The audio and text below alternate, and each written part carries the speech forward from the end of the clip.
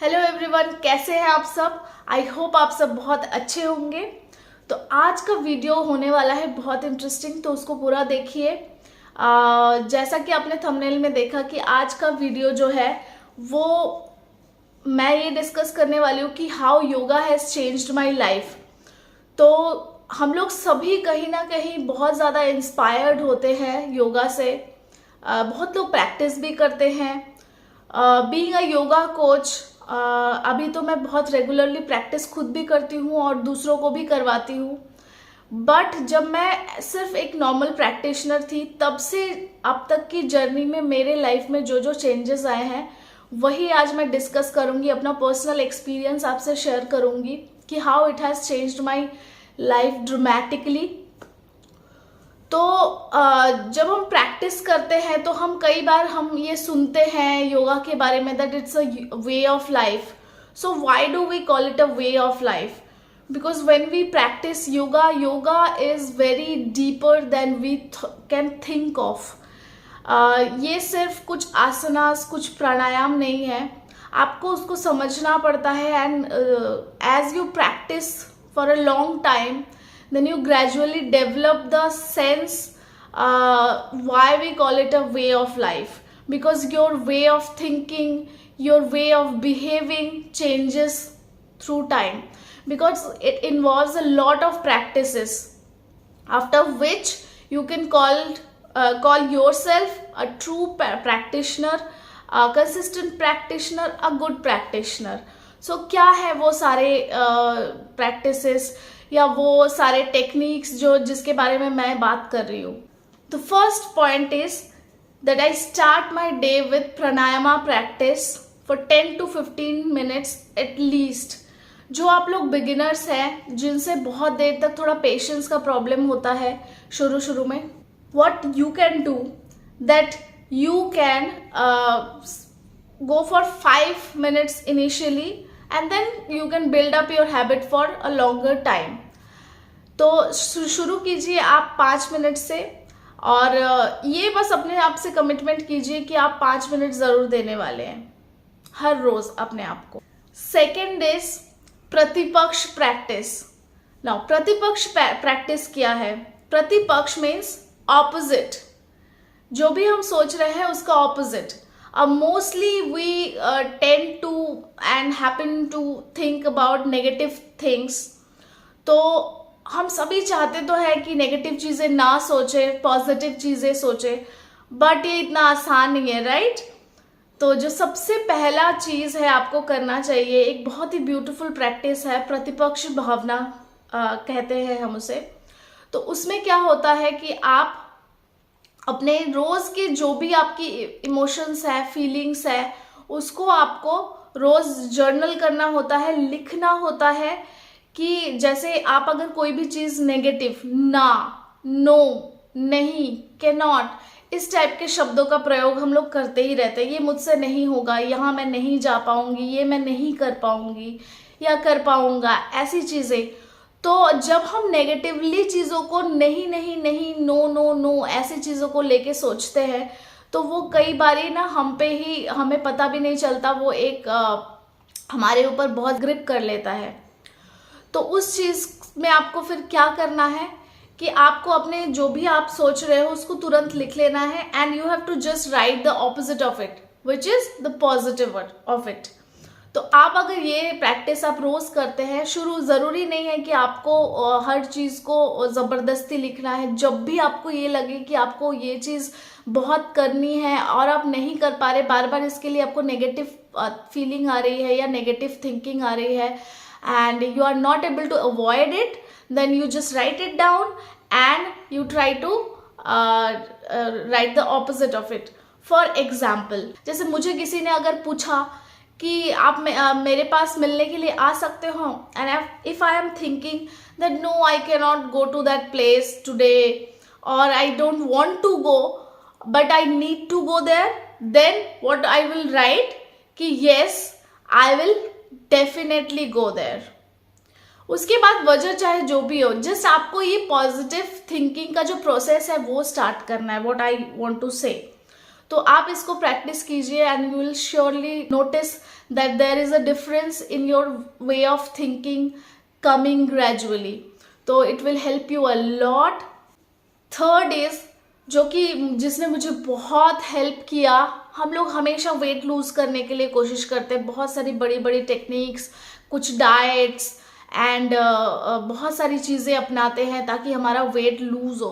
But एक बड़ी छोटी सी टेक्निक है, मैं आपको बताऊं कि जब हम खाना खाने बैठते हैं, chanting Om for few minutes before eating can make you so conscious that you will be so mindful to eat your food that you will not overeat. आपका जो पूरा ध्यान है आपके खाने पर होगा एंड आप बहुत माइंडफुली अपने खाने को खा पाएंगे, जिससे क्या होगा कि आप ओवर ईट नहीं करेंगे. एंड इस प्रैक्टिस को जब भी आपको करना है आफ्टर चैंटिंग ओम, आपको टीवी या बहुत ज़्यादा किसी से बात करना थोड़ा सा बस अवॉइड करना है. And then gradually you will develop a habit of mindful eating, जो कि आपको लॉन्ग रन में बहुत हेल्प करने वाला है वेट लूज करने में, जिनको करना होता है. बिकॉज कई बार हम क्या करते हैं, बातें करते करते, टीवी देखते देखते ज़्यादा खाना खा लेते हैं, हमें पता भी नहीं चलता.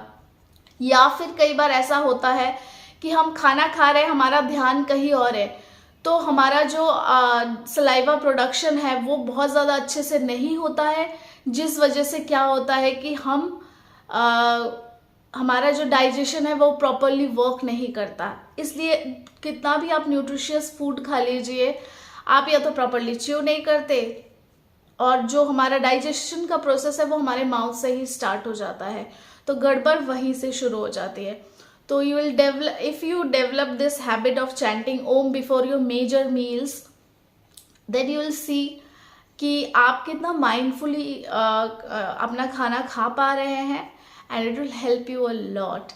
And do let me know in the comment section कि आप लोग ये कर रहे हैं और आपको कितना फ़ायदा मिल रहा है. You will thank me later. Now fourth one, the most common yoga practice that we all do sometimes, which is asanas.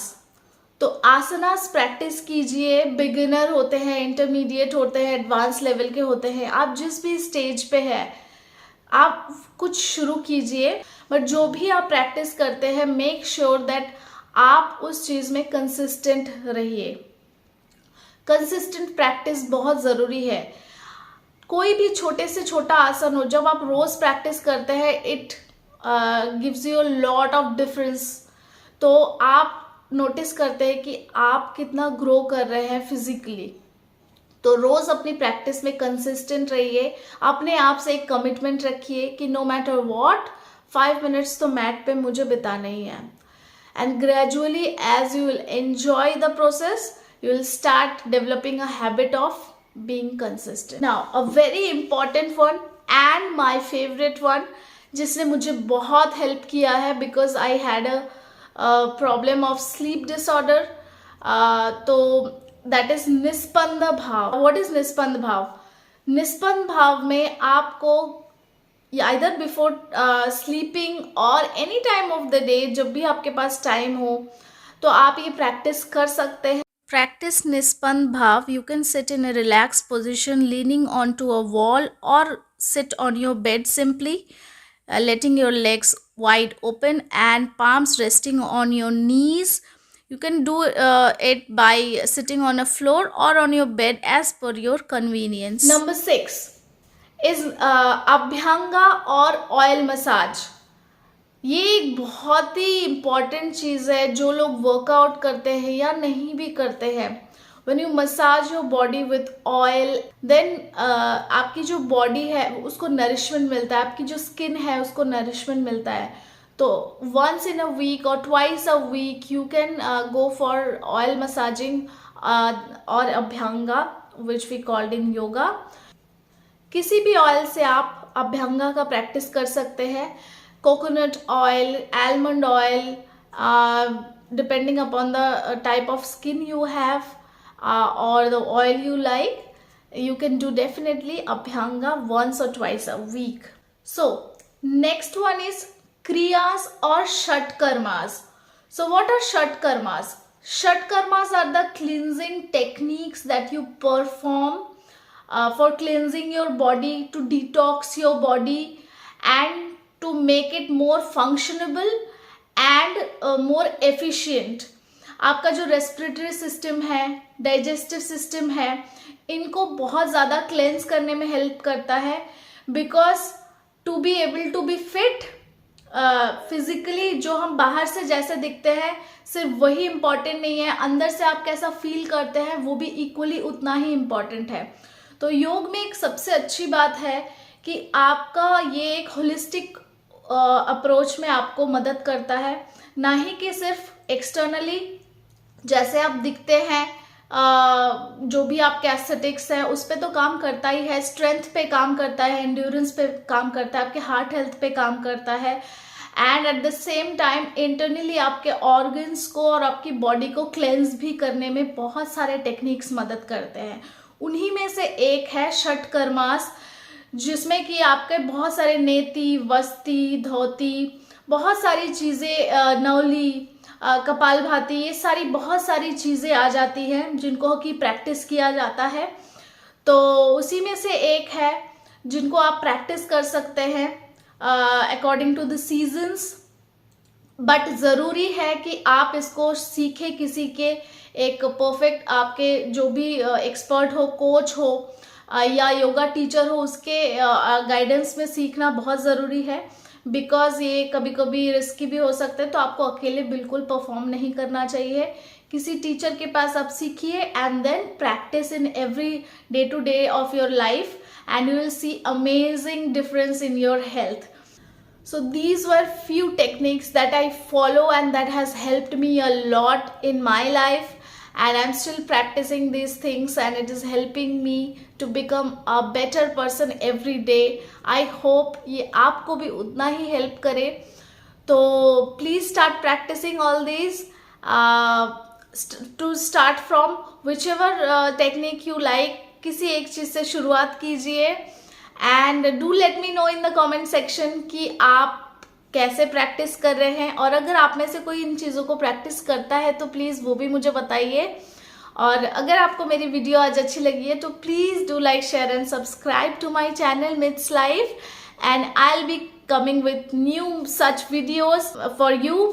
And take care, अच्छे से खाना पीना खाइए, अपना ख्याल रखिए, और नेक्स्ट टाइम मिलते हैं जल्दी ही. Bye bye, take care.